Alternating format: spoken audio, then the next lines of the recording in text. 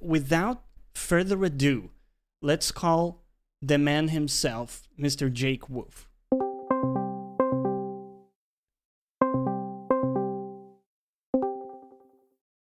Mr. Jake Woof, welcome to the Caturday Show. How's it going?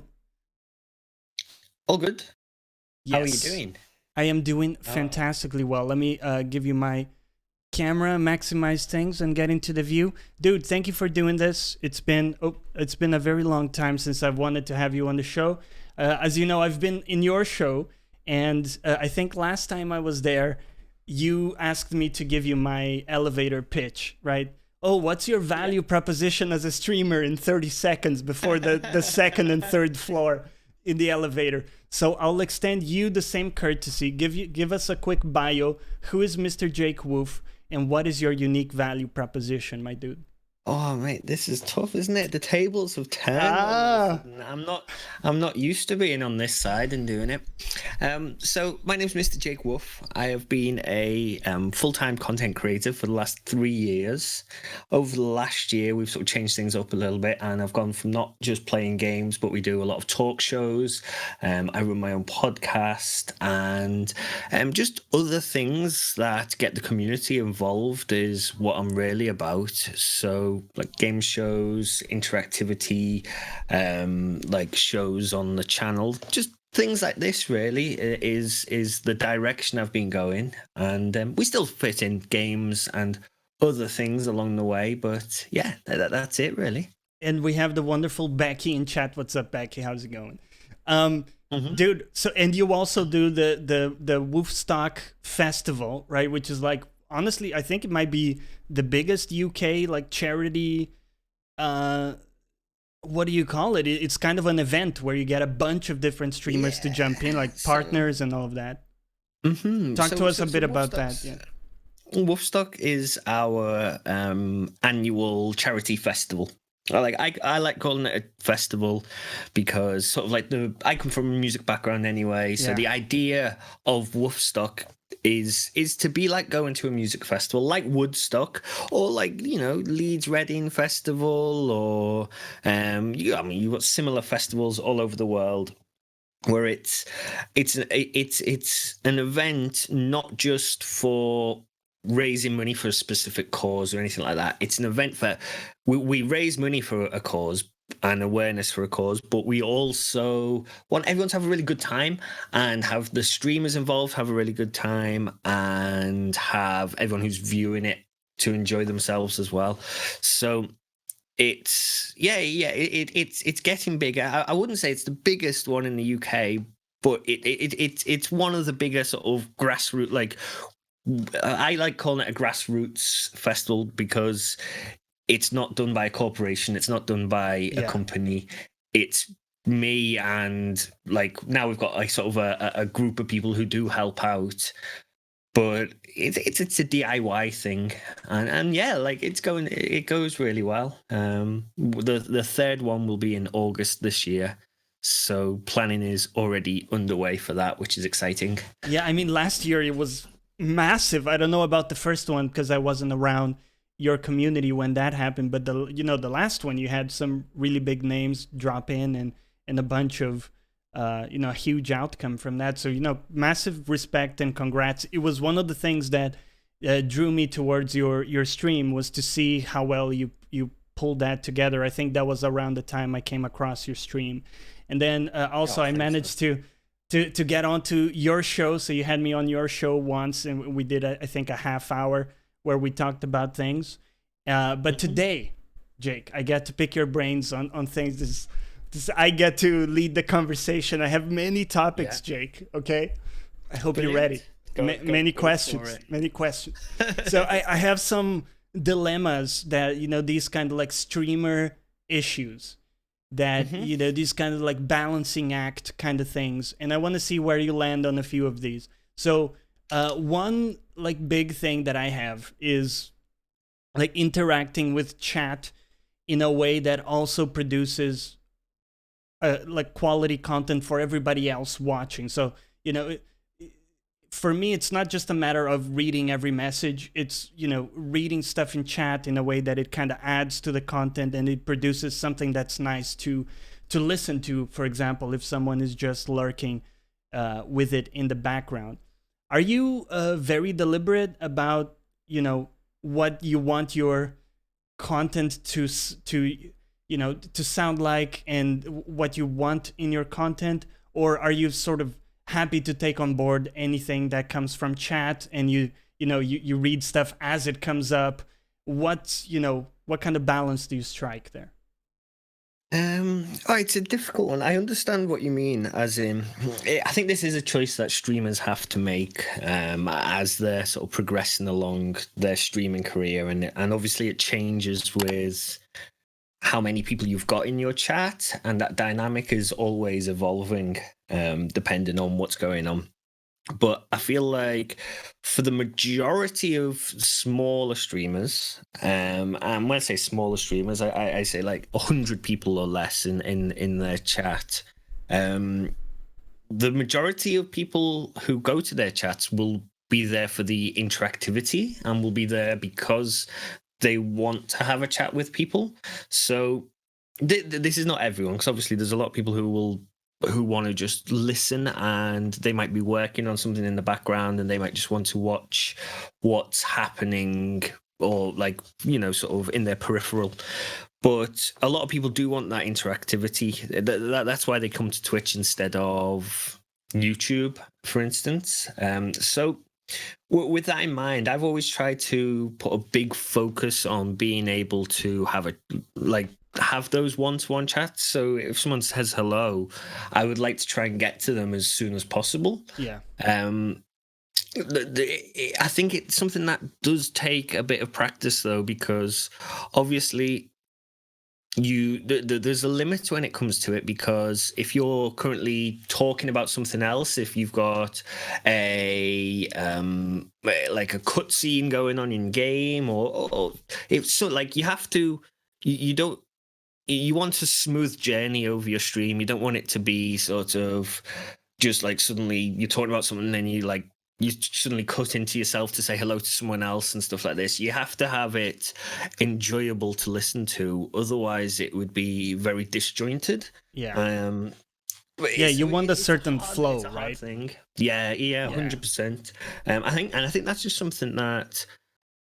And who knows whether I've got it? I don't know. I think it's something that you just practice over the years. Kind of a feel thing, isn't it? You feel like there's an opening to like read stuff from chat, and you might feel sometimes that there's something really you want to emphasize in maybe what you're saying. Maybe you got a point you want to get to before you get to whatever chat is saying, right? And I think that can happen as well.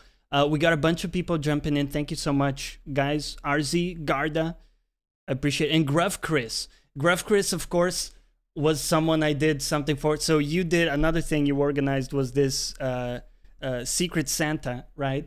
With the idea that everybody got someone they created something for, and it could be as silly as like a paint or a Photoshop thing. And I did something for Gruff Chris. I got something really nice actually back from someone in your community. So I did want to ask you about that kind of stuff. How much time do you take on your side outside of streaming towards like thinking about these small or big things that you do for community? Do you put a lot of time aside, or do these just kind of come naturally to you? No, definitely you have to work on these things and work out. Well, it's tough. You can sometimes spend too much time on these things off stream, and then the payoff afterwards is not very is not worth it. Not worth it, but like it doesn't work out, or you've overthought it and you've maybe spent 10 hours working on something that doesn't really work out in the end. Yeah, that happens loads. So but it does need thinking about it, because oftentimes if you just go into it and think, oh well, this is what we're going to do, but you don't have a solid plan, you don't sort of have a little think of like what could go wrong or the questions people are going to ask. Because when you've got an idea in your head, you sort of already have that understanding. You have the understanding of the end goal of what you want from something. But when you just bring an idea to people for the first time, it's completely new. They don't have that end goal. They don't know the reason behind doing something. So you need to be able to present it in a way that people think, oh, this is actually worth doing. This is worth putting some time into, or like engaging in, whether like what you're doing in the community, whether it's like different games or stuff like that. I think the more planning and the more letting people know in advance you can do, that works out. Like it works out for everybody, really. Yeah, and I think that's really important, the thing you do, which is like giving people like a lot of heads up when these things are gonna happen, right? I remember you talking about like maybe a couple weeks before it happened, right? Just, hey guys, we're gonna do this thing, and then, you know, everybody's aware, whether they're a regular or they just jumped into another stream. I think that's so. There's another thing I want to talk to you about, because I don't know how deliberate this is, but you have this very unique dichotomy where you're this really casual, laid back guy, at least you come across that way, but you know, your setup and, you know, the technical aspect of your channel is really polished.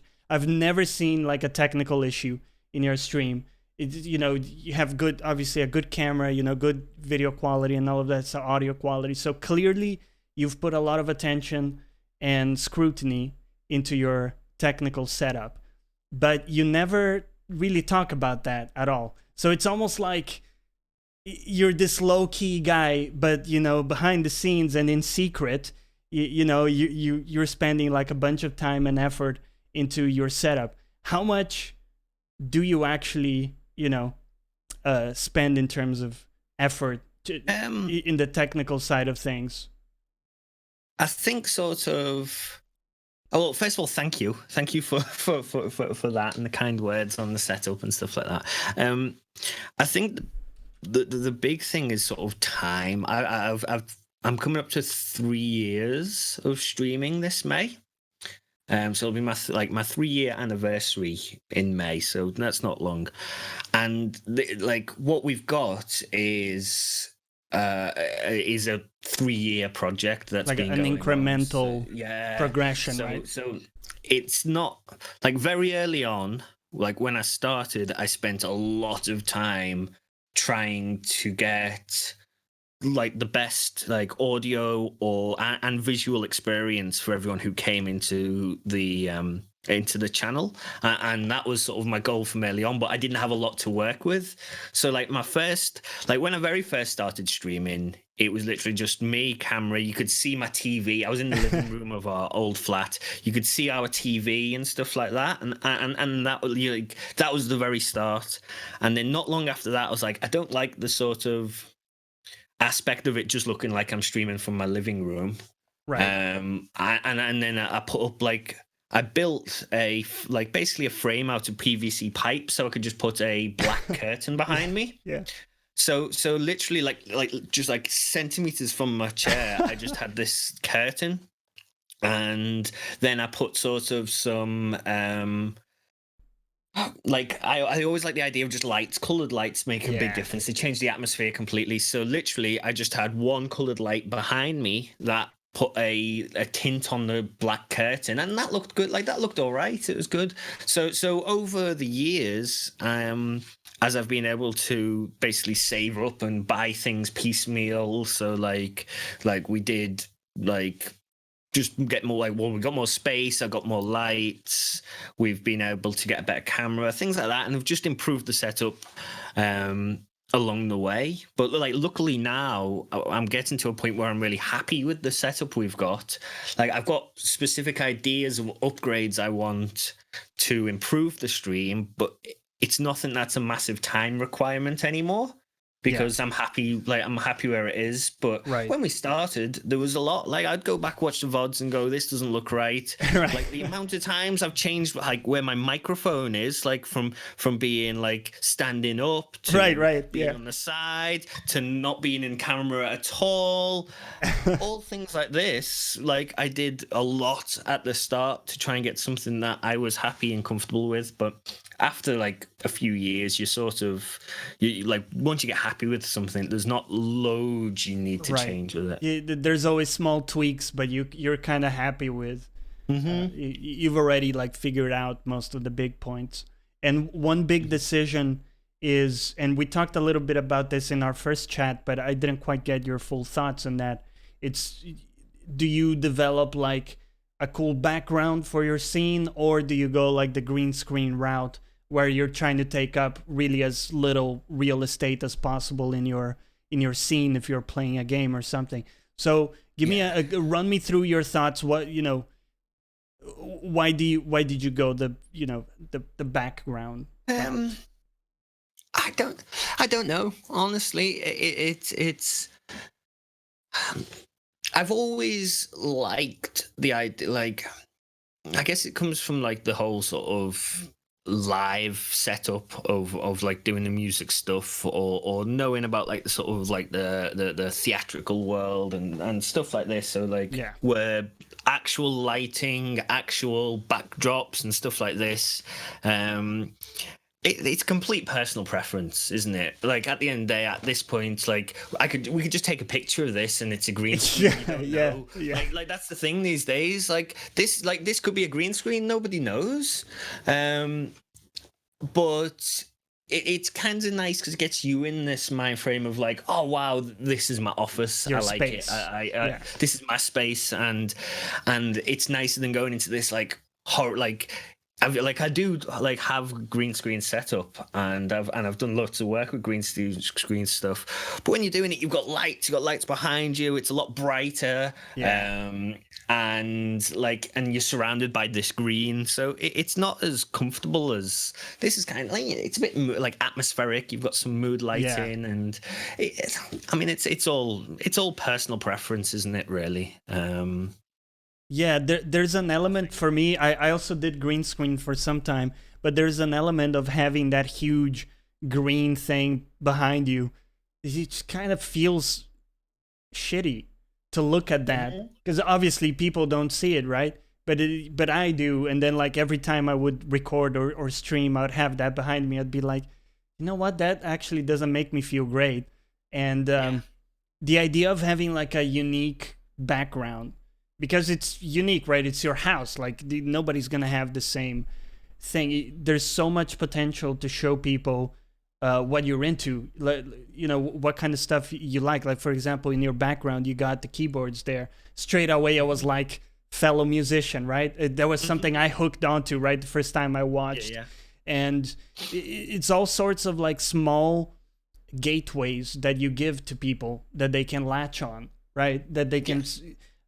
And if you just have the green screen, it's just you, and I'm just like a regular dude. I don't even have, like, a nice hair or something that people can be like, hooked onto. So that's cool to hear, man. And also, I see you're rocking the glorious Model O mouse as well, like I am. This is a relatively new purchase. I really like it. What are you thinking? It's good. I've always been a fan of. I've always been of my frame. Like, it's not that big of a deal. Your mouse, like, it doesn't change your gameplay. It doesn't make you suddenly 10 times better or anything like this. And, like, you just have to get something you feel comfortable with. So my other mouse was I used to have the Corsair M65, I think it was, and it's probably about 3 times as heavy as the Glorious mouse. It's like a real sort of heavyweight mouse, and it also comes with additional weights that you can put into it, which is makes it even heavier. And I got it on purpose when I were like. Because I thought, these lightweight mouse, I couldn't get to grips with them. Right. So I thought, well, it's time for a change. I've been using this other one for a while, and just picked this one up after hearing a lot of reviews and just see what it's like. And it seems good. Like I was a little honestly just curious about it because all I had seen until then was mice trying to be heavier. You know, they come with weights and stuff, right? And so that you can make it heavier on purpose. And I have big hands, so I always thought that, the heavier the better. So I was curious about this. I'm only using it for my streaming PC, so I don't actually game with it. I do find sometimes that when I click something, the mouse actually moves right when I click because it's so light. I don't know if anybody else has had this happen, but no, I don't know. It's fine. It's a good mouse. It's kind of a different feel. With it. The only thing that I've not liked about it is the cord is smaller than all my other mice, and it doesn't fit into my bungee. Yeah. So that's a bit of a pain because it like falls down the back, and I've placed it underneath my mouse bungee now instead of like through it. Yeah. It's a very little thing. It doesn't really matter. Gruff Chris says try it on an FPS. I will for sure. Yeah. And they have those tests to see like the accuracy tests and stuff. So I might try it on that. So good. I did want to get your thoughts on a couple other things. So when it comes to like donations, subs, follows, all that kind of stuff, obviously you want to show gratitude to people, right? Because we obviously appreciate people finding value in the stream, but I do find that like as you grow, and I'm not there yet, but like people with 100 viewers and stuff, their shows sometimes become this compilation of like acknowledgements. It goes from being a broadcast, like this show that's deliberately crafted to be what the person wants it to be, the creator wants it to be. It goes to from that to being like you go live and you're just like acknowledging stuff. Yeah. And obviously I'm not there, but is that something you think about, like dialing down the amount of like acknowledgements for stuff, or have you not encountered that? It's the exact same sort of like thought process as your chat interactivity and stuff. For like small this. streamers, you kind of have to. The dynamic of your stream changes depending on like what's going on in your stream, and it's something to be aware of as you grow. You do need to change that dynamic because you still need to put on a show and you still need to entertain people, because no one wants to just see a 3-hour show of saying thank you for the sub, let me go and do the routine and stuff like this. So like in the past, sort of like there's been a few different things that like I've done with regards to, like, I've always been of the same mindset as like, obviously anyone who gives me any support is like super appreciated, and people who go that extra step and actually give like their hard-earned money over, like that's amazing, because for me, obviously, doing like this is my main source of income, and it helps to keep me doing it, like helps to keep me streaming, but like everyone who supports the channel. So you do want to try and show that appreciation as much as possible, and it's very hard because it's a weird one, because like the more you just say thank you, it I don't know whether this is a personal thing, but it feels like people will just think it's like it's starting to become a little bit hollow if you just sort of say the same thing every time, or it's like this whole thing of where people just go, oh yeah, you appreciate it, yeah, and like it's really hard to. It's also impossible to scale it out.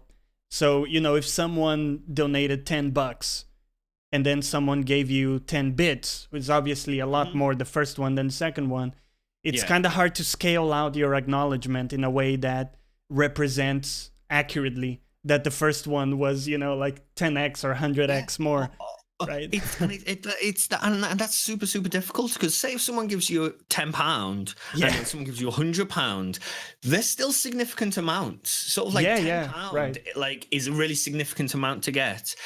£100 is like really really, but it's like, how do you scale your Yeah, thank yous yeah. and stuff like this, and like and do you have a set response of like, oh well, up to £50 this is what I say, up to £100 this is what you can't do that. It's really it's weird dynamic. It's a weird situation that you're in. But I think I don't even like. I'm not sure, because it blows my mind when you get big donations and stuff like that. But Yeah, that's kind of all another donations blow interesting my one. mind. Yeah. Yeah, the fact that someone decides to, for no, they're at no obligation, and they decide to give you, $5, $10, or even bigger donations. How does that make? Because obviously you've gone full time now. We haven't mentioned it, but you're full time on streaming, right? At the moment. So Yeah. how does it make you feel when someone, donates? Yeah, obviously you're grateful for that, but is that like an awkward thing to, or was it at first, I guess, to get money from people from donations? It's tough. It's a tough thing. When it's just like, it's just amazing. Like, it's a good thing when you feel that you're getting like that extra bit of appreciation for what you're doing, and people want to support you because they understand, like, you wouldn't be able to do as much as what you're doing without this support. But you've always got in this back of the mind of, well, you don't want to be sort of begging for donations. You don't want to be sort of being like, guys, you have to keep donating to me, like give me all your money, because you understand that a lot of people would like to give you money, but they just simply can't afford it, which is completely fair. A lot of people just don't see Twitch as something they want to donate to, but they still enjoy your content and support you in other ways. There's like all these things that, like, you don't want to be just being seen as like, oh, give me all your money, give me all this. Yeah. But at the same time, there's an underlying pressure of sort of, well, if you don't get X amount of like subscribers or donations, you will have to go and do something else. You can't continue doing this full time. And I think this, like, obviously, like, this is whatever like any streamer who does it full time, even part time, who relies on an X amount of income from streaming, does have this thought process. And it's a hard thing, because then, like, sometimes you want to try and, like, maybe you work out ways to try and incentivize the donations or try and encourage them without just sort of, shilling yourself and being like that, and just sort of be like, give me all your money. You want to be trying to provide a service for people, that they get something back for their donations, whether it's like through gameplay or extra, like just like different things, different reactions. It's a weird situation. It's very very difficult. But then it's similar to, say, if you went busking on a street and you're trying to just entertain people to encourage them to give you donations. I feel like it like the similarities are right there, but people feel more normal throwing a few pence into a busker on the street than they would in general throwing a few pence to a streamer. But then again, like, the numbers you come across are very different. So say if you go into the town centre, you might come across, I don't know, like 5 buskers playing music in different parts of the town, but you're not really like, one of them might interest you enough to go, that's interesting. And then occasionally, if you've got some change, you'll throw some change into their bucket because you like what they're doing. But streamers have this different level of, you'll go in there and you'll have a set of 10 streamers that you watch every, like, like over the course of a week, there might be 5-10 streamers that you'll spend a significant amount of time in. And the like, there's this underlying knowledge of, well, people subscribe and help the streamer contribute, but it is all this sort of donation based stuff. It's not like it's just your odd dynamic. Like nothing else is sort of like it as respects to if you went and watched a TV show, you're generally paying for a subscription for that TV show, whether it's like, say if you watch something on Netflix every day, well, you're paying that Netflix thing, and it's always, the paywall is always before the entertainment as opposed to after the entertainment. Imagine Netflix, as in you went and watched a show, and then it's only if you liked it, you donate or something. Afterwards. Like, but imagine that with like TV shows or music you listen to and stuff like this.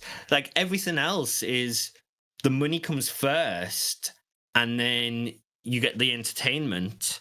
And then if you like it so much, you'll pay again to watch it again, or go to another show, or go to like another like comedy set or things like this. You always pay first and then get the entertainment. So streaming and content creation in general is very backwards to that. Yeah. So the key difference, Elmo, what's up, man? How's it going? So I think the key difference there is that in some way you need to establish what your value is before people are willing to give you anything. And I think that's fair to a certain extent, but then also there's this kind of mental barrier that people have, you know, well, if I'm getting this for free, why should I give anything, right?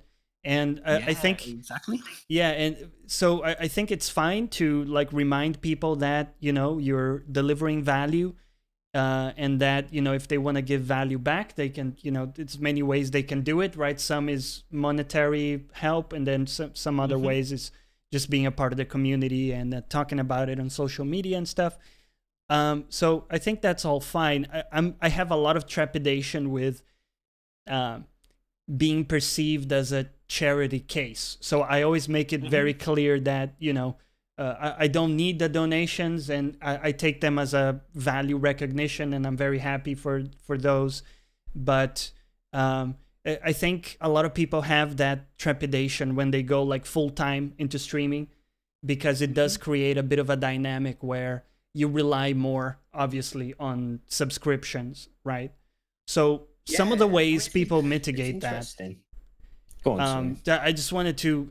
My next question was, like, some ways to mitigate that dependency on subs is like diversifying your income, right? So as a content creator, you can create like many avenues to get income from. Is this something you've thought about? You know, are you diversifying your income in some ways? There's lots of ways to do it. I mean, there's not that many ways to do it, to be fair, but it is an option. Unfortunately, sort of Twitch. What Twitch is really good at is monetizing their platform. So, like 100%, it's the easiest way to make money as a content creator is being on Twitch. Obviously, you can do it through YouTube and get money back through ad revenue, but that is very, very insignificant. Like the money that you get back from YouTube, you need to be really getting a lot of views to see anything. Yeah. Or have a good enough base of people that you can then send them over to a third-party platform like Patreon or something like that to say, you guys get extra stuff if you support me here. And that's the way a lot of like creators over there do like get money back from what they're doing. And then like there's other options sort of going down the sort of sponsorship route. You can get money for things like that, or it's always coming down to like what service you can provide for people. So and do you feel comfortable charging for it, and is that service good enough for you to charge for it? And it's always an interesting thing to have a think about, really, like whether you could write a book on streaming or Yep. or write a book on, like, there's things like this you could do, but Yeah. it's all about the return on investment at the moment. Is a lot of these things take a lot of time, and For it's sure. to try and work out what's the best return on that time. And it's a difficult thing to do. Like we're always looking at different options on what we can do to, like, if you can diversify your income and you take the pressure off the whole stream side of things, that's a lot better for your content creation as a whole. Yeah. Because you don't the because of the way. So going back to what we were saying of how it is the sort of the content comes first and then donations or payment comes afterwards on Twitch. Which, by the way, like, so I don't want to sound like that was a bad thing. Like, that, it's a really good thing, because that obviously lets more people create content. If it was the other way, like Netflix, If you had to pay first, right? if you had to pay first, a lot of people wouldn't be able to make any content because no one would pay for it. So what this does is this opens the door, and obviously it works because it's good like that. It opens the door to everyone for content creation. But it's an interesting thought, because that's the shift, that's the difference in this form of media to like all other forms of media. But if you can take the pressure off needing to get subs, needing to get donations, and still do other things in the content creation like realm, it's a better feeling, isn't it? The pressure's off you and your community to make money. So it's always looking at things, different options for stuff like that. But again, it's about that return on investment, and not wanting to. I think there's always a pressure of not wanting to let the community you've built up down by suddenly going, oh, well, this is what I'm going to do now, and you guys have to go on the back burner because this other thing that I'm doing is taking over. So it's trying to find a balance, because obviously if you've got to a certain point doing one form of content creation, whether it's streaming or YouTube videos, and you've got a community built up where people are happy and enjoying that, you don't want to sacrifice that for something else. You don't want to like take a step back with that stuff, because I don't know, it's like a feeling of letting people down who've sort of been on that journey with you. Yeah. So when it comes to like getting people on the journey with you, one thing is you've been doing it for a long time now, 3 years. So you have a very nice group of people. I really enjoy, like your chat room is always a lovely place to hang out. And how do you, I guess, find new people? How do you get new traffic to go to your stream? Obviously, in Twitch, you get some people trickling in. And you also have now a new podcast with some other streamer friends on YouTube, The Bell Ends, right? It's called. It's a great show as well. People should check out. And Key, thank you for the 15 months. I appreciate it. Welcome back.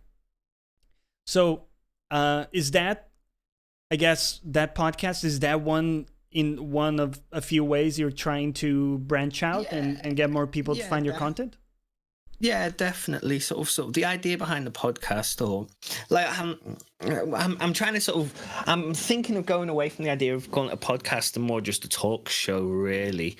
Purely because it's like a subtle change of. You wouldn't call some of these, like the TV shows, say like The Late Show, things like that, a podcast, and it's a very similar thing to what we're doing. And I think that mental shift of what people think of it is just changes the dynamic of it, I think. And I think that's sort of, I don't know, that's an interesting thing. Like, it's something else I've been thinking of lately, it's how to market certain shows and things like that. That's really interesting. A lot of things get lumped into podcasts. So before you go on, outline for me what the difference you view in between a podcast and a talk show, right there. So traditionally podcasts have been just audio media that you'd listen to on like you'd go through the means of finding a podcast. So they'd generally be on like, you know, your Apple Podcasts, Spotify podcasts, things like this is where you'd go and you'd listen to, and it's just it's like a radio show. It was traditionally audio, but now when people do talk shows like this, like or like my show, you'd call it a podcast. And I don't know whether that has a negative impact on what your show is. Whereas like you'd never have called like these like The Late Show or Saturday Night Live or I don't know, like or the Graham Norton Show. All these TV shows are always a show. They're not a podcast. And I don't know. Like I don't know whether there's some subtle difference of them, for sure. I'm not entirely sure whether it has any impact whatsoever, or like is this just an overthinking thing?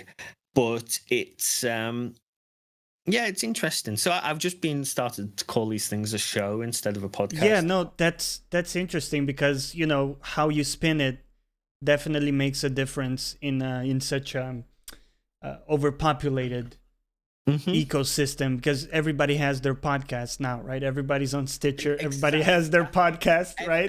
Everyone's got a podcast, but not as many people have a show. They don't have a talk show, and it's like, I don't know. I think there's an element in a talk show that's a bit less scripted, or at least I feel it's a bit less guided.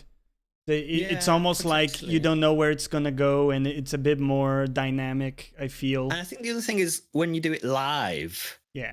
Like, is it a live podcast or is it a live talk show? If you've got an audience there watching you. Yeah. Does it stop being a podcast? Yeah, exactly. It doesn't. I think it's probably it doesn't matter whatsoever, and we're just. I think as streamers or content creators, sometimes we overthink this kind of stuff. And ultimately, the audience will be like, whatever, right? They you know, they either like you or they don't, and they will listen to it. Yeah. But some people might be on the fence, and then you might, you know, get to them with the proper framing of these things. Possibly, yeah. I mean, it just the way I see it, like I think it comes down, like you hear a lot of people doing podcasts, but you don't hear as many people saying we're doing a show. We're doing this new show, and it sounds. I mean, like the thing's called the Absolute Bellend Show, so like where so it makes more sense to like, well, the Absolute Bellend Show, it's a podcast. It doesn't compute. Anyways, back to the original question. Yeah. The reason we sort of started doing it on YouTube is one, to sort of diversify slightly of what we're doing. So it's nice to have like all three streamers. So it's me, Carve 'em Up, and Clone Corp. We're all based on Twitch. We've done Twitch for years, and we've always sort of dipped our toe into YouTube stuff a little bit, but not a lot. So it was nice because it's a separate thing. It's its own identity. We could have either done it on Twitch and started something new on Twitch, or you just do it on a different platform.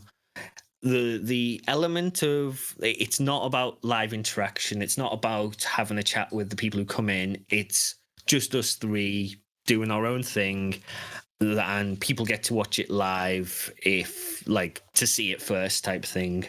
And then hopefully market it on YouTube just to try and pull in a slightly different crowd who might watch it over there and then come check out our individual streams. It's an interesting one, sort of like as you like, so you're sort of like, it seemed like you're asking, how do you find new people on Twitch these days? Like, right. and that's the question on everyone's lips. Like, how do you do it? Twitch discovery is very difficult. Like, no matter what you're doing, the amount of streamers on Twitch that someone will just randomly click your stream and go, he looks good looking. Let me watch this. Or he's funny. It's so low. I mean, even if you're getting like flick through, say if you're like out off the browser page, people finding you is so low anyways. And then you have to think, well, out of the 20 people who find you off a browser page during one stream, what's the chances out of any of those 20 that they'll actually like you? Yeah. It's quite tough. So that takes it down even more. So it's difficult. It's a trickle in, right? If you rely on the Twitch stuff, it's really a very slow burn. Yeah.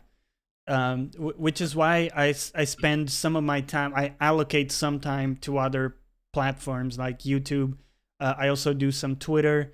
Do you spend time in Twitter? I do see you post, obviously, but do you spend like a significant amount of mental energy and strategy? I do quite a lot on Twitter. I'd say it's something I've built up for the last sort of 6 months or so. I've spent quite a lot of time just like working on those sort of specific circles, which is good. And I've definitely had quite a few opportunities come from Twitter.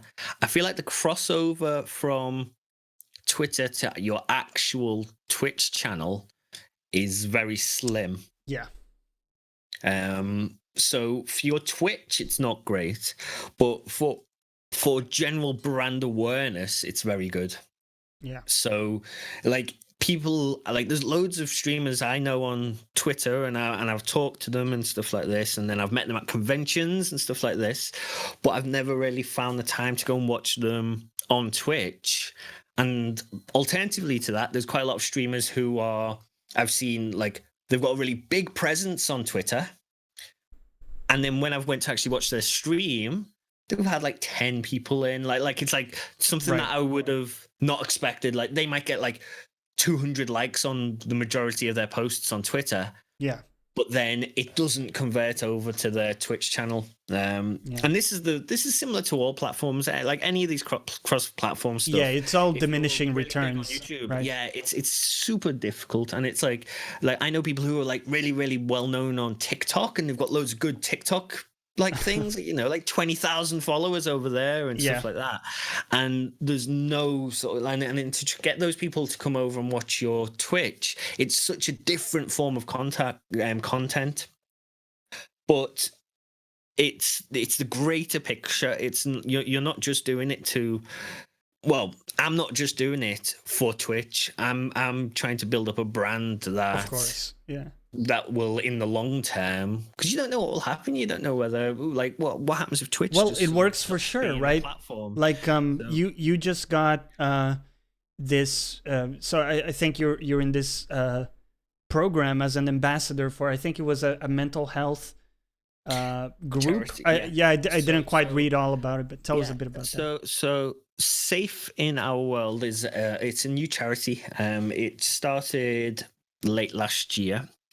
It's basically it's a mental health charity, industry like gaming industry or this sort of industry specific. So what they're trying to do is help people who are in this industry. So they've got a big background of like all the people who make it, the sort of like developers or production teams or things like this, the people who have been like in the industry for many years, and they understand the pitfalls that have happened, sort of whether it's sort of crunch time for developers or the like overworked atmosphere that happens at games companies, or the things that happen when your games flop, for instance, and you've spent the last 5 years working on all these things that are very sort of mentally draining and can obviously cause like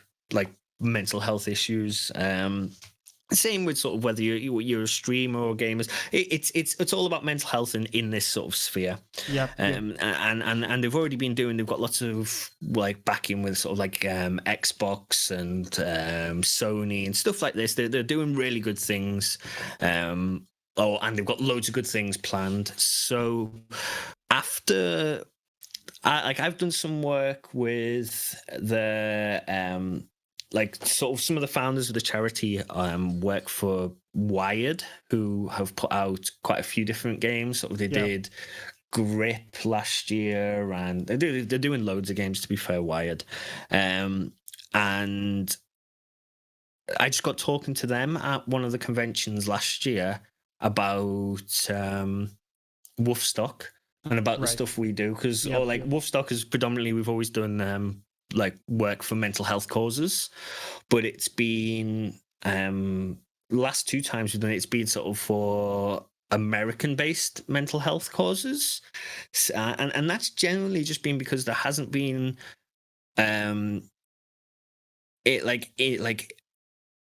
charities in the UK that really wanted to champion mental health on our platforms.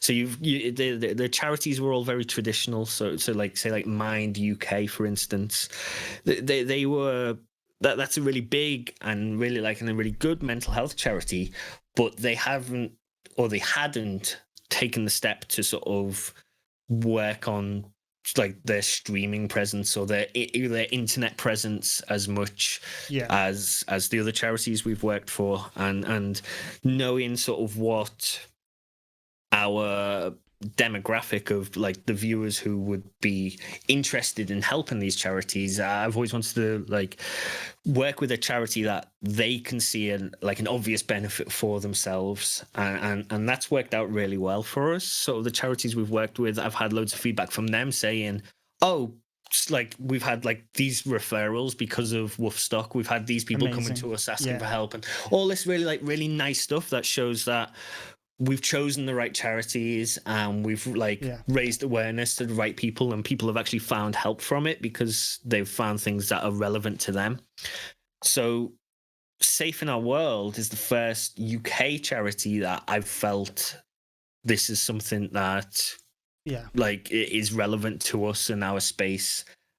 So like we're just going to talks with them really, and then sort of ask we had a few chats about how they're going to be helping and how I can help them with their setting up to help people who are streamers and stuff like that in the industry, because that's a big thing. That's something that a lot of people don't talk about, the sort of mental health toll that being a streamer is and stuff like this, and there's no specific help for people like in these situations. It's because it's so new and there's no research really done on how it affects people. And until recently there's been a bit of there was a bit of a stigma associated with coming out with like an issue like this, where there's a bit of shame associated with it. So a big thing that I push for in my space, in my channel here, is to normalize talk about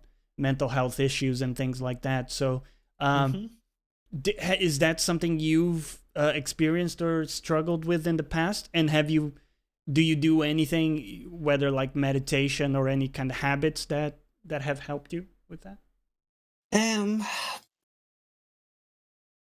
For me, I don't know. It's always just try to be if knowing the signs of what you're going through yourself is a big important thing, and trying to recognize whether you're feeling burnt out or overworked, and having the courage to say, well, I need to have a break for a while, or I need to have a day off where you just don't work, and things like that are really important, or just getting outside. I think that's sort of the biggest thing of sort of being a full-time creator is, one, you've got the pressure to say, well, if you're not working on something, you're missing out on opportunities and stuff like this. This is what's always going on in your mind. And it's not like you're suddenly saying, well, I work this full-time job between 9 o'clock till 5 o'clock each day. Yeah, it's really more than a full-time job, because every minute not spent creating something is a cost of opportunity.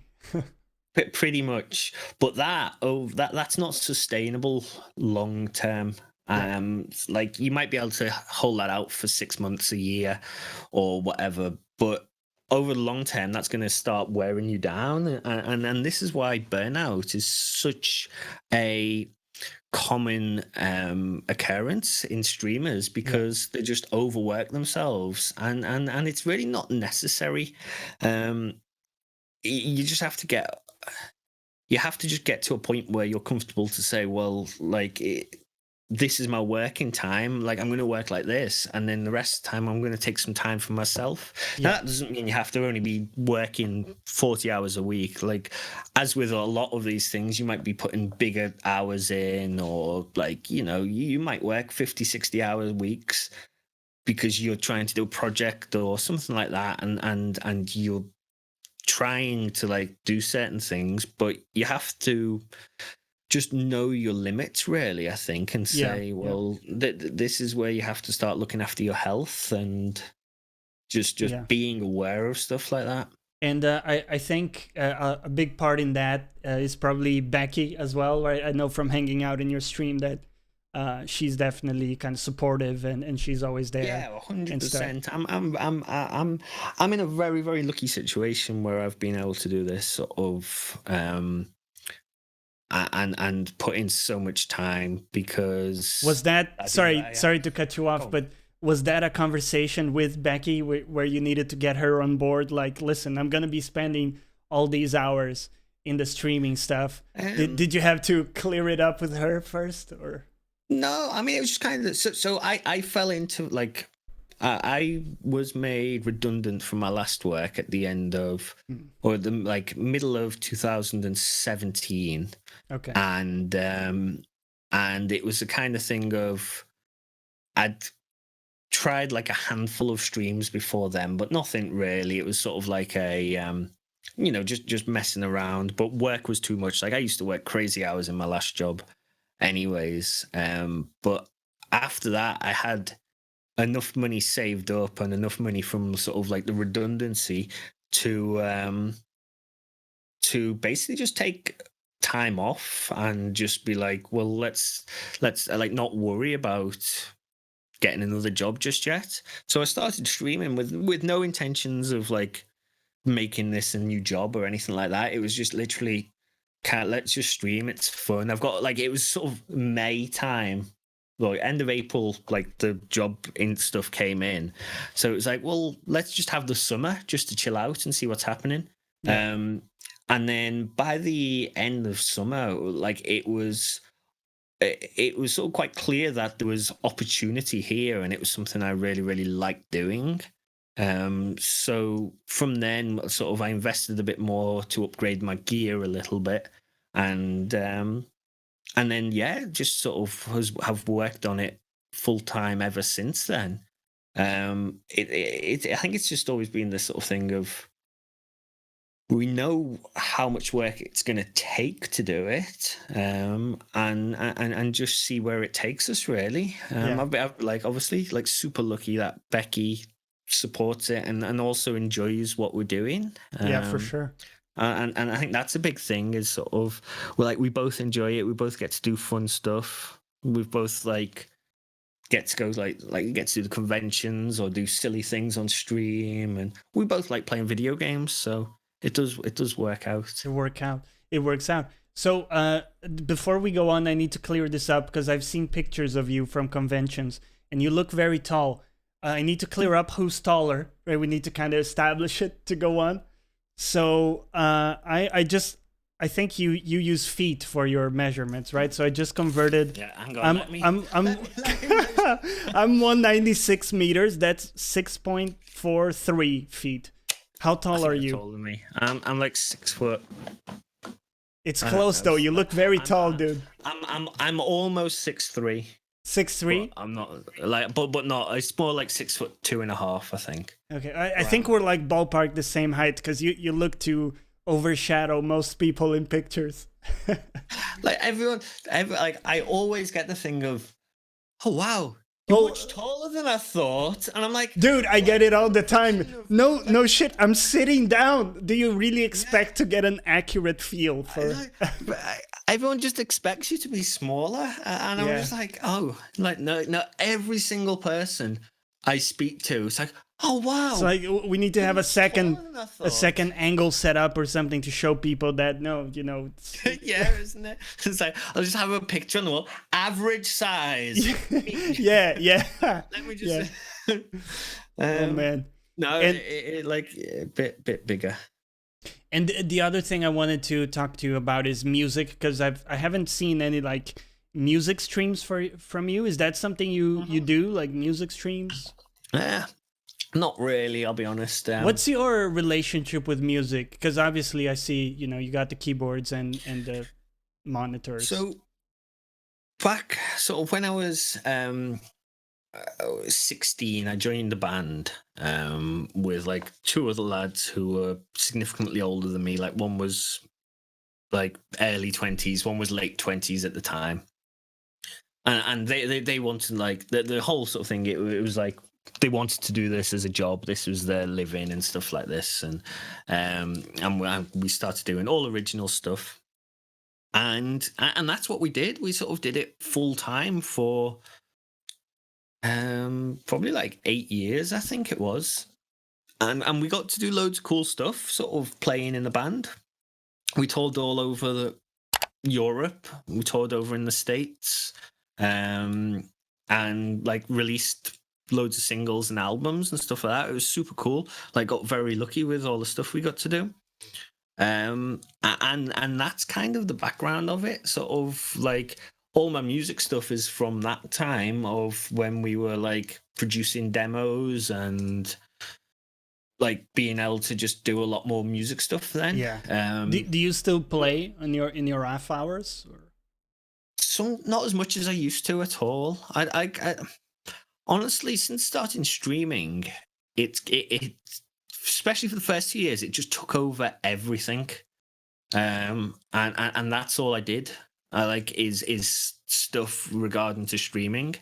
And only in this sort of last year or so, I've started to go, let's start doing other stuff again, because I could feel that burnout happening, and I could feel that stuff happening to me, saying this isn't healthy. So I've started getting back into like reading again and going to the gym and just doing other stuff, which is like better for me. And hopefully, I don't know, music stuff I still do it now and then. Like with the band, we recorded some songs last year and stuff like that. So we do little things now and then, but nothing huge. I would like we've done a couple. Maybe we can do a collaboration or something. Cool, maybe, yeah. I don't know how good I am these days. I doubt my own. So if you, because I've done a lot of these jams, like improvisation things for guitar. Yeah. So if you send over, even if it's a rudimentary like thing of you playing chords, I'll do a production over it, dude, and I'll send cool. you. It'll be cool if you want to do that. Fat Hedonist, what's up? Cool. Yeah, that would be really cool, man. We could make that a thing. But I'm now conscious of your time. So was there anything you wanted to get to today that we haven't discussed? I don't know. Like I'm good really for anything. I'm in no rush to sort of leave if there's more questions you've got or anything like that. But so, there was nothing specific I wanted to bring up. There's a lot I wanted to talk to you about, and I do want to have you back on the show. So sometime if that's cool with you. Mm-hmm. But I'm curious, like for this year and your streaming, is there anything that you have as a goal or as a something new you're going to be trying to do?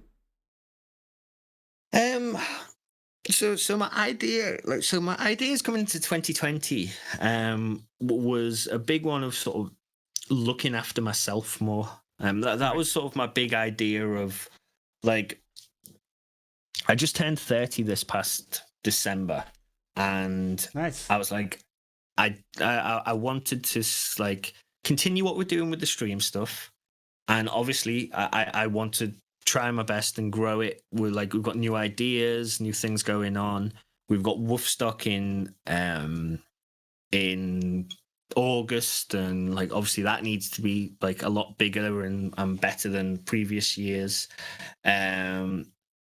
But in general, like the big thing for me was to come out of 2020 with a better headspace and just feeling a lot healthier, like physically and just ending the year on a high really is the goal for 2020, and I think that in itself will help the stream get better. Yeah, for sure. Like my gut feeling is, if I'm feeling a lot better, the stream itself is going to be feeling a lot better.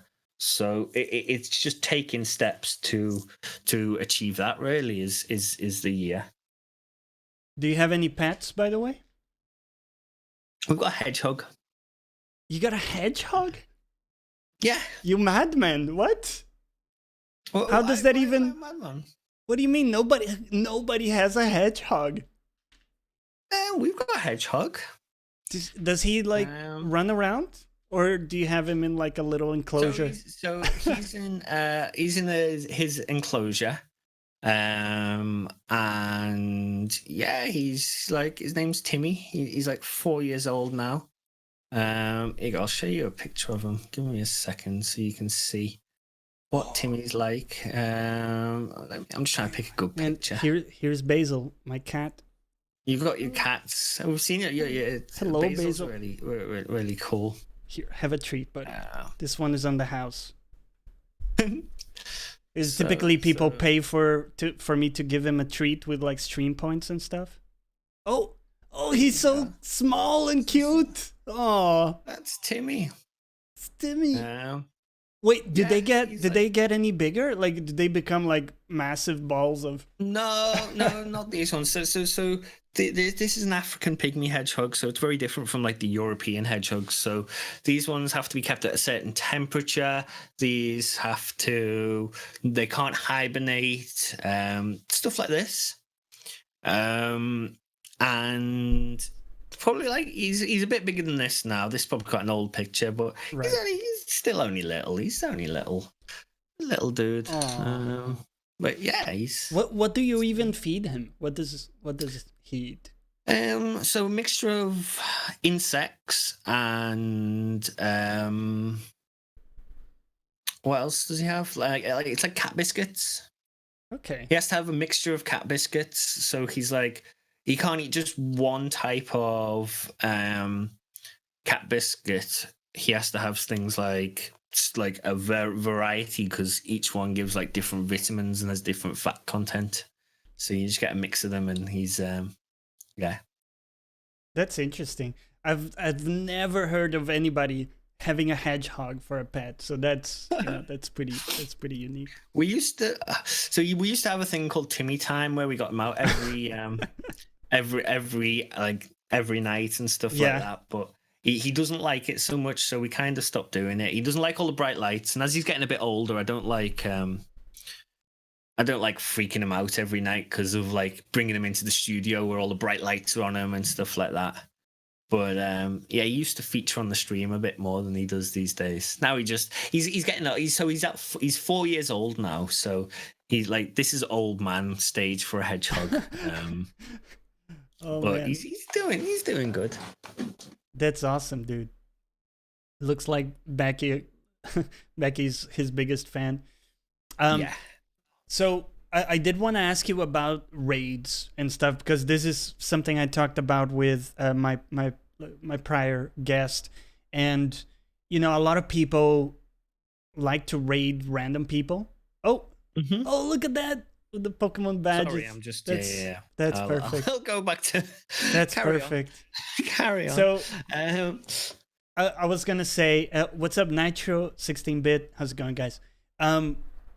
Like with raids, right?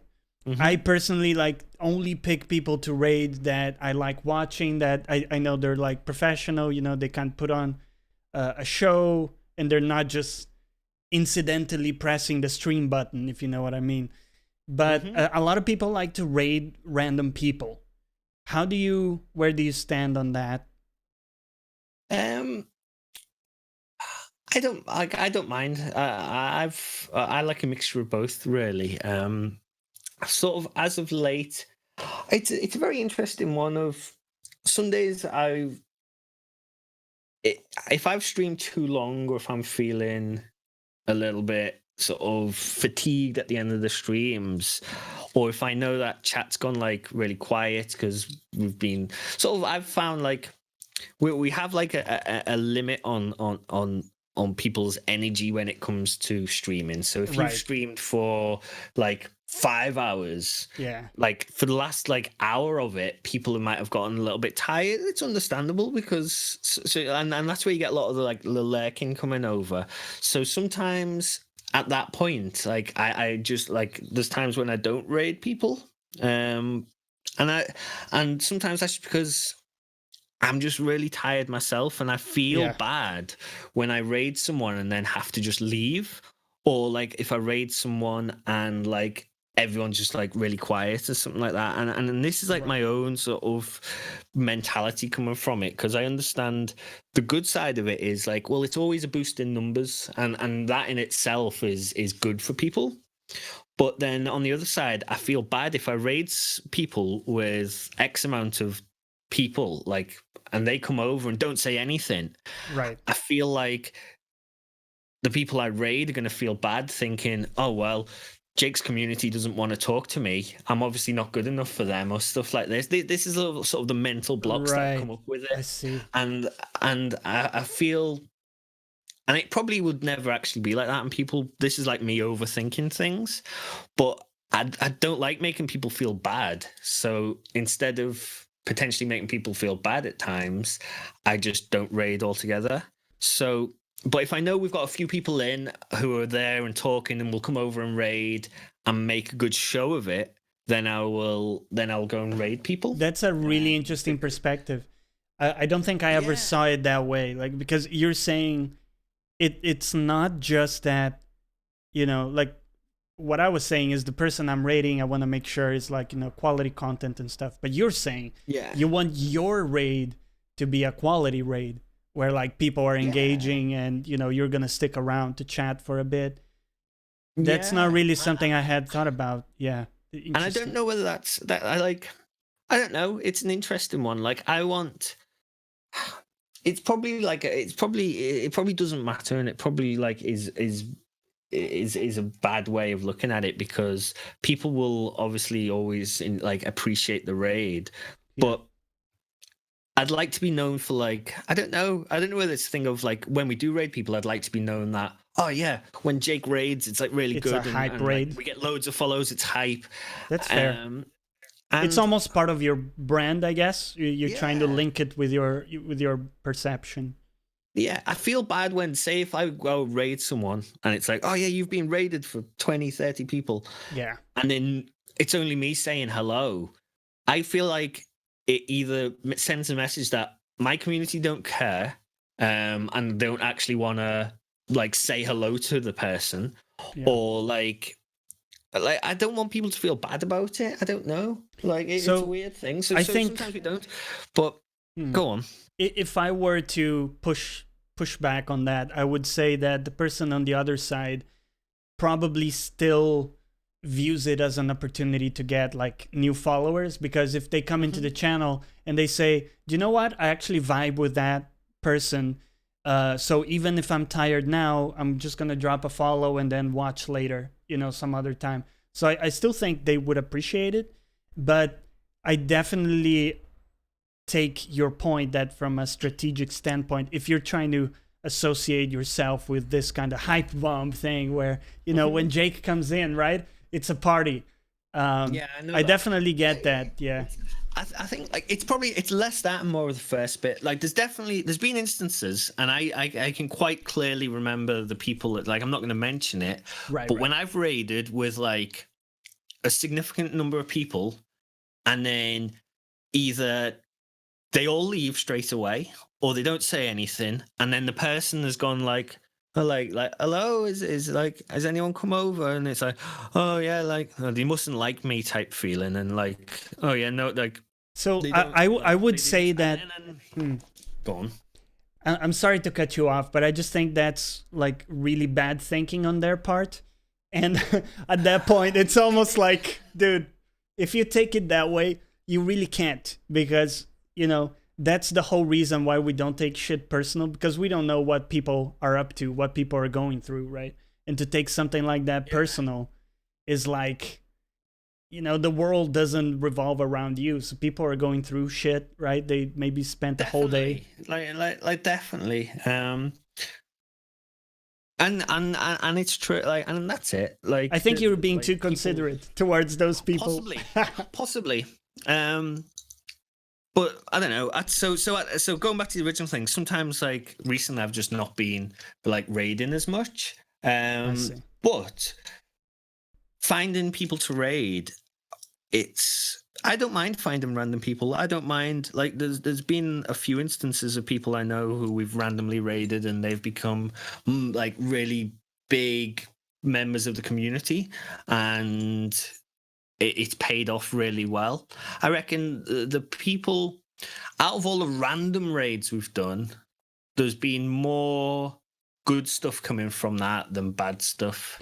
Do you not feel bad, like, if you, and this is why I don't do random raids, like if you random raid someone and it's like a really sort of unprofessional, like the person is not even trying kind of thing, it's not even talking, not even recognizing people saying anything in chat, that to me feels bad, because I feel like I've led my dudes and dudettes into this like unwelcoming unprofessional space.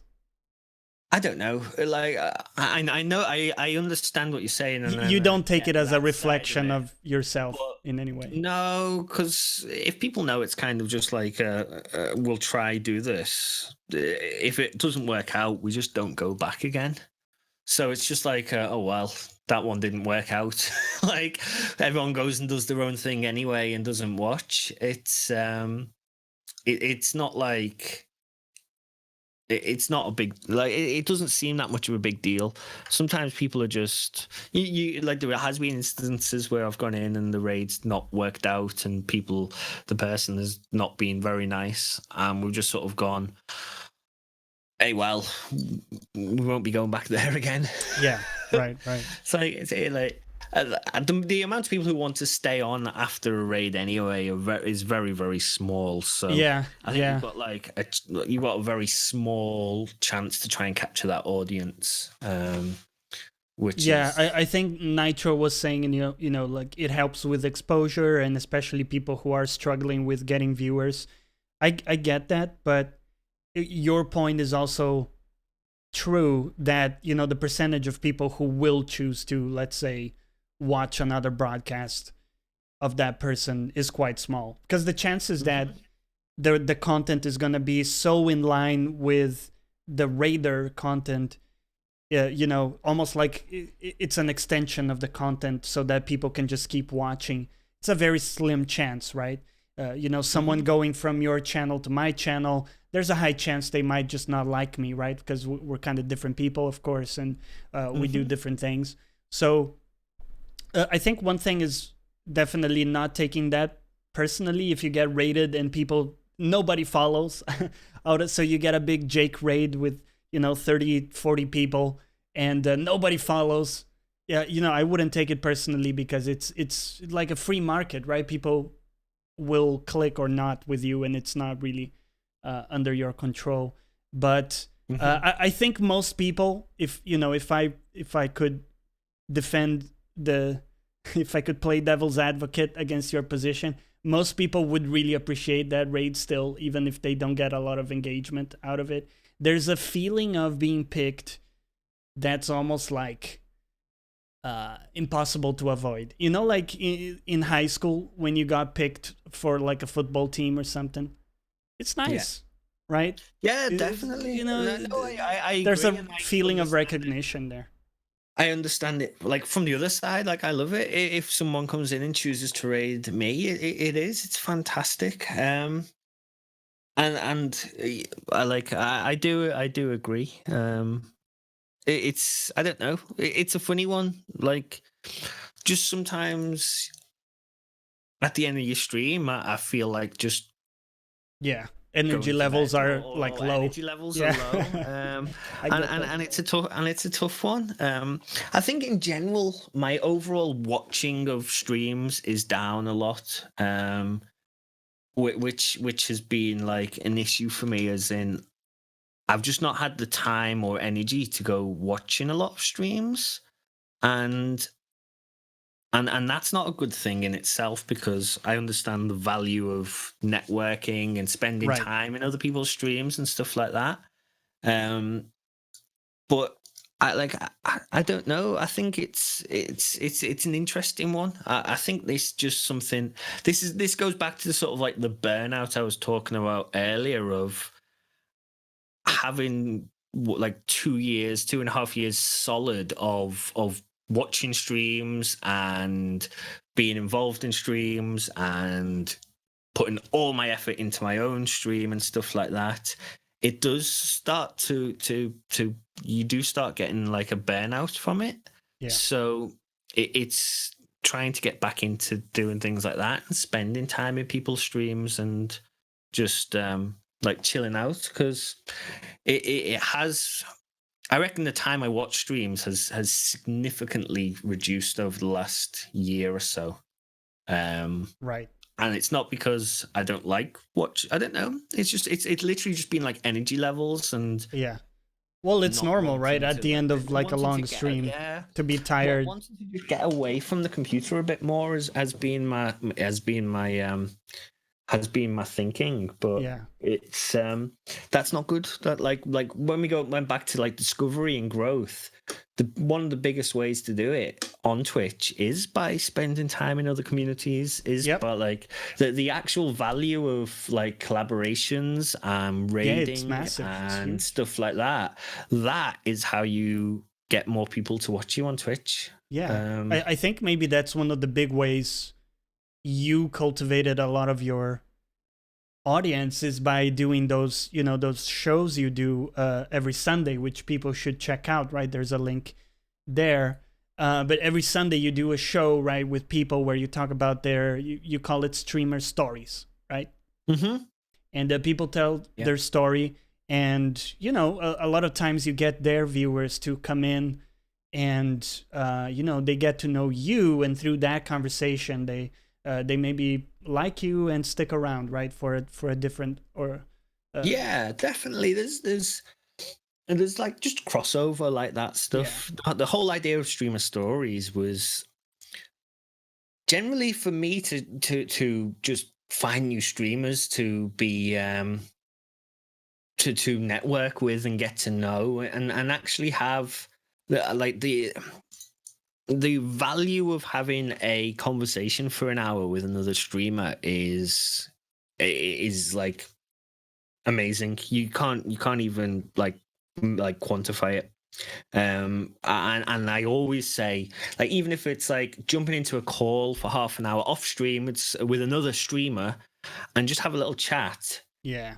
You come out of those talks super inspired, like refreshed, and just with a clearer head, because streaming is such an isolated thing. You even like obviously you've got people you talk to in chat, whether you've got 3 people coming to your stream, 30, 300, you're still talking to them, but they're on the other side of the other side of everything.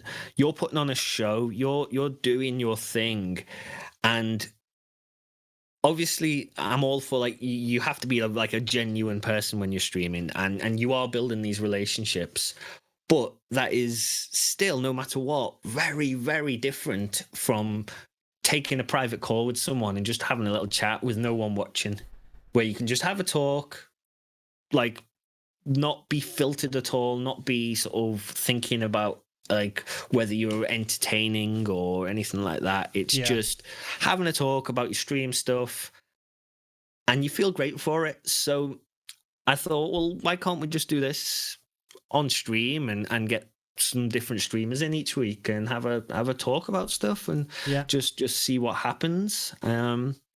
So yeah, that works out really well. It's like it's a nice way for me to sort of do that networking without sort of like, it's kind of a natural way too, right? Because people, you give value to people because you have a nice community that will be there listening, and you know, they give value to you because, as you say, you get some perspective a nice conversation, but also potentially some new people to check out your stuff. So, okay, good. We're coming up on the hour and a half. I'm gonna have to let you go. Here's my last question. What kind of impact do you want to have in the world, my dude? No, that's You were not ready for that one. It's a big question, isn't it? It's like, what do you want out of life forever and always? I'm not sure. Like, honestly, I would quite like to have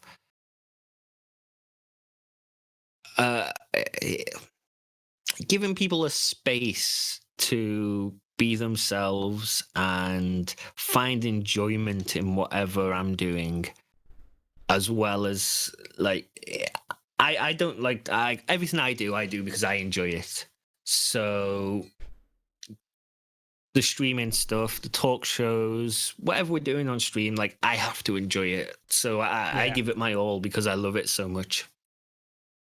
So if I can have an impact on other people's lives, that they can have enjoyment, whether through taking part, watching on the sidelines, being a part of a community, they can find their own enjoyment from it. That's overall a good thing.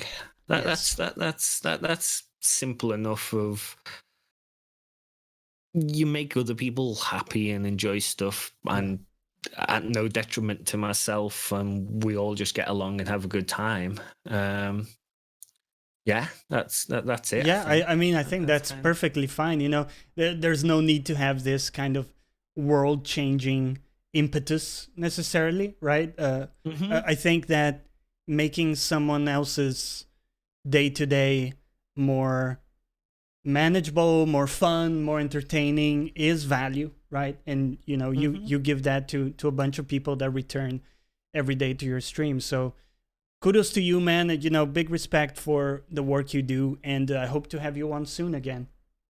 Yeah, definitely. I'll always willing for a chat and stuff like that. Thank you for having me on. All right, awesome. Yes, it was good fun. Awesome. Cheers, Jake.